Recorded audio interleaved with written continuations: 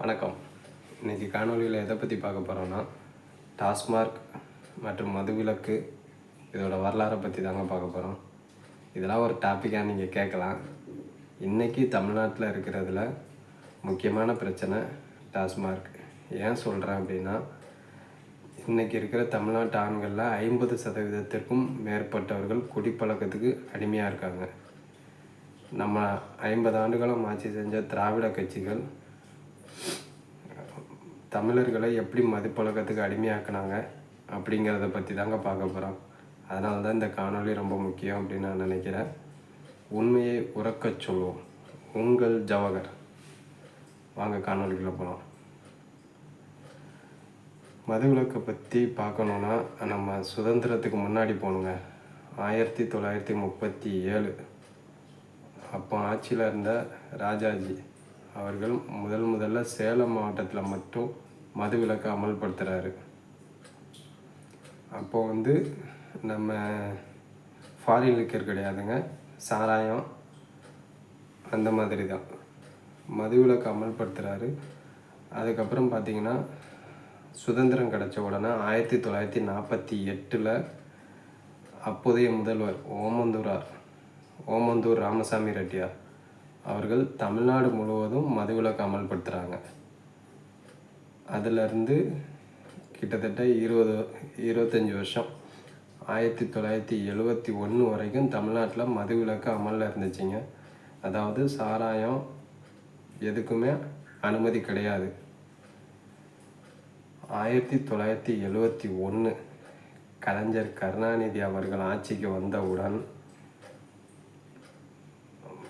அவர் பண்ண வேலை என்னென்னா, சாராயம் மற்றும் மதுவுக்கு அனுமதி அளித்தது. இதுக்கு அவங்க சொன்ன காரணம் வருவாய் இழப்பு, அரசுக்கு வருமானம் இல்லை, அதனால் நம்ம சாராய விற்பனைக்கு அனுமதி கொடுக்கலாம் அப்படிங்கிறது. ஆனால் அப்போது எதிர்க்கட்சியாக இருந்த காங்கிரஸ் பிரச்சனை பண்ணவும் 1974 மறுபடியும் மதுவிலக்கு அமலுக்கு வருது. அப்படி போயிட்டுருக்கு.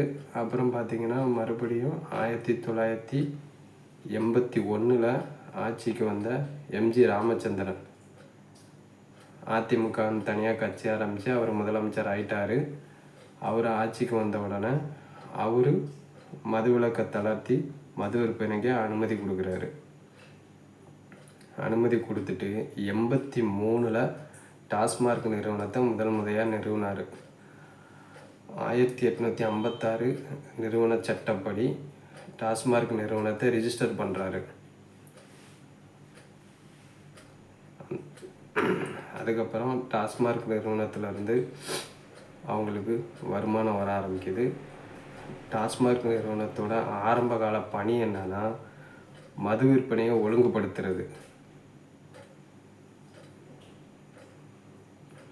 ஃபாரின் மேட் இந்தியன் லிக்கர் அல்லது இந்தியாவில் தயாரிக்கிற வெளிநாட்டு மதுபானங்களை மொத்த கொள்முதல் பண்ணி சில்லறை விற்பனைக்கு அனுப்புகிறது. ஆரம்ப காலத்தில் டாஸ்மார்க் நிறுவனம் மொத்த கொள்முதல் பண்ணி சில்லறை விற்பனைக்கு தனியாருக்கு கொடுத்துட்ருந்துச்சு. ஆரம்ப காலத்தில் ஒயின் ஷாப் எல்லாம் தனியார் தான் நடத்திட்டு இருந்தாங்க. அதை 2003 டாஸ்மார்க் நிறுவனம் சில்லறை வியாபாரத்தையும் கையகப்படுத்துது. சில்லறை நிறுவனத்தை கையகப்படுத்திய பிறகு டாஸ்மார்க்கோட வளர்ச்சி அபரிமிதமானது. அவங்க டாஸ்மார்க்கு மொத்த கொள்முதலேருந்து சில்லறை வியாபாரத்துக்கு மாறும்போது 2000 கோடியாக இருந்த அவங்க வருமானம் 7000 கோடியாக மாறிச்சு. அதனால் டாஸ்மார்க் நிறுவனத்தை தொடர்ந்து அரசே நடத்தலான்னு முடிவுக்கு வருது. நீங்கள் கேட்கலாம், இப்போது டாஸ்மார்க் இருக்குது, ஏன் அப்போலாம் மக்கள் குடிக்கலையான்னு? குடித்தாங்க. ஆனால் சாராய கடை எங்கே இருக்குன்னா, ஊருக்கு வெளியில் ஒதுக்குப்புறமாக ஒரு காட்டுக்குள்ளேயோ இல்லை ஒரு வாழைத்தோப்புக்குள்ளேயோ மறைமுகமாக இருக்கும். குடிக்க போகிறவங்க வெக்கப்பட்டு தலையில் துண்டை போட்டுட்டு யாருக்கும் தெரியாமல் போய் குடிச்சிட்டு வந்தாங்க. ஆனால் டாஸ்மார்க் நிறுவனம் ஆரம்பித்த பிறகு பொது இடத்துலையும் ஊருக்கு நடுவுலையும் கடைகள் வர ஆரம்பிச்சது. இப்போ தமிழ்நாட்டில் பார்த்தீங்கன்னா ஏறக்குறைய 5000 ஒயின் ஷாப் இருக்குது.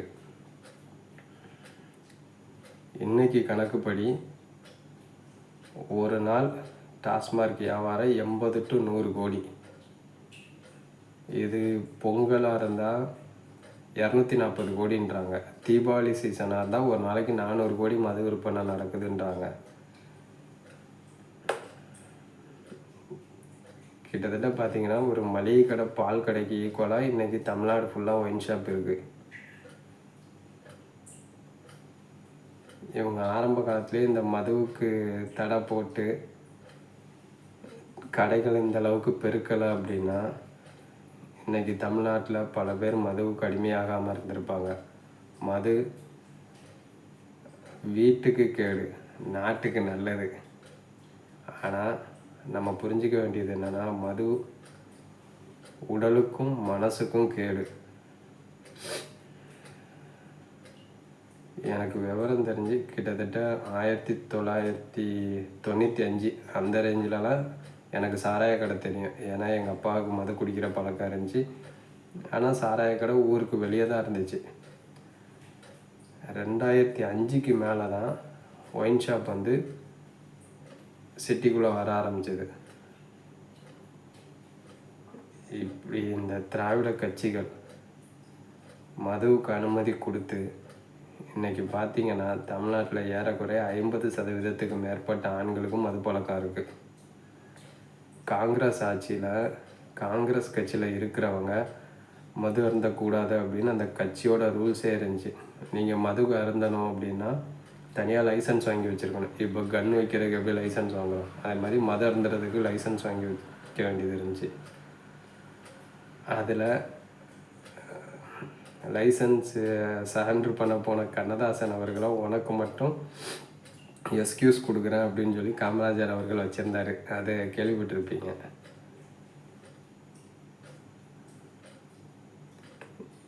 இப்போ ஆண்டுக்கு டாஸ்மார்க்கோட வருமானம் கிட்டத்தட்ட 50,000 கோடின்றாங்க. கவர்மெண்ட்டே அதை வச்சு தான் ஓடுதுன்றாங்க. ரீசெண்டாக பார்த்தீங்கன்னா டாஸ்மார்க்கில் ஊழல் 1000 கோடிக்கு மேலே நடந்திருக்கு அப்படின்னு சொல்லி இடி ரைடு நடந்துச்சு. என்ன சொல்கிறதுனே புரியல.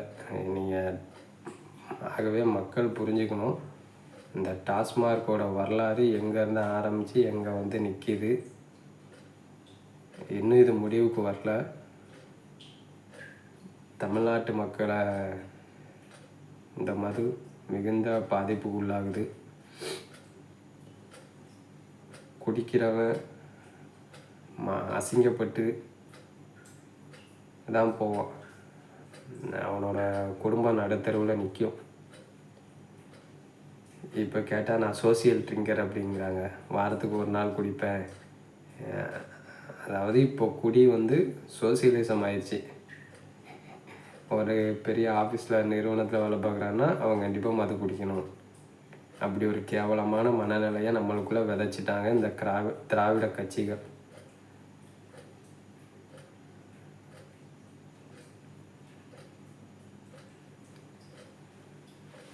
நன்றி.